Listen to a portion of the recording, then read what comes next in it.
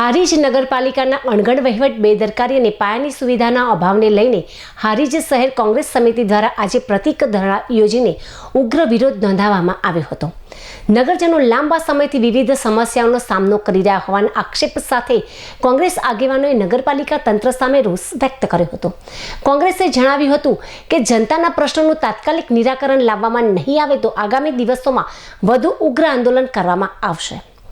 ધરણા કાર્યક્રમમાં ચાણસ્મા વિધાનસભાના ધારાસભ્ય દિનેશજી ઠાકોર તેમજ પાટણ જિલ્લા કોંગ્રેસ પ્રમુખ ગેમરભાઈ રબારી, જિલ્લા મહિલા કોંગ્રેસ પ્રમુખ જયાબેન સોની તેમજ ચાણસ્મા વિધાનસભાના તાલુકા પ્રમુખ કોંગ્રેસના આગેવાનો અને મોટી સંખ્યામાં કાર્યકરો ઉપસ્થિત રહ્યા હતા. કોંગ્રેસ આગેવાનોએ સ્પષ્ટ જણાવ્યું હતું કે જનતાની સમસ્યાનું નિરાકરણ નહીં આવે ત્યાં સુધી કોંગ્રેસનો સંઘર્ષ ચાલુ જ રહેશે. તમામ મુદ્દાઓ લેવડાવવામાં આવે અને જે સત્તા પક્ષ છે બહુમતીના જોરે પબ્લિક સાથે જે ચેડા કરી રહી છે એ ગ્રાન્ટો જે છે પારદર્શિકતા અમારા કોર્પોરેટરો જોડે રાખતી નથી. અમારી વિપક્ષમાં અમે છીએ તો એનો મતલબ એવો નથી કે અમને કંઈ જાણવાનો હક નથી. અમે પણ ટેક્સ વેરા બધા આપીએ છીએ.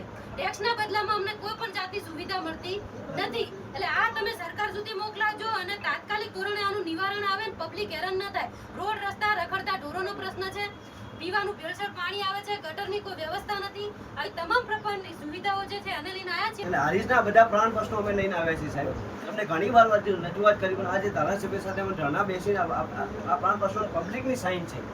આ બધા પબ્લિકની સાઇન છે. પબ્લિકના બધા પ્રશ્નો પાલિકા સોલ્વ કરી શકી નથી અને પાલિકા સોલ્વ કરવામાં નિષ્ફળ રહી છે. તાત્કાલિક આ પ્રશ્નોનું નિરાકરણ લાવો અને અમને સુખ શાંતિ અને સફળ હારીજ અપાવો.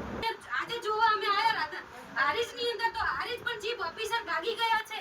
એનો મતલબ એવો છે કે આ મોટા પાયે ભ્રષ્ટાચાર હારીજ નગરપાલિકામાં પણ ચાલી રહ્યો હોય એમનું સ્પષ્ટપણે લાગી રહ્યું છે.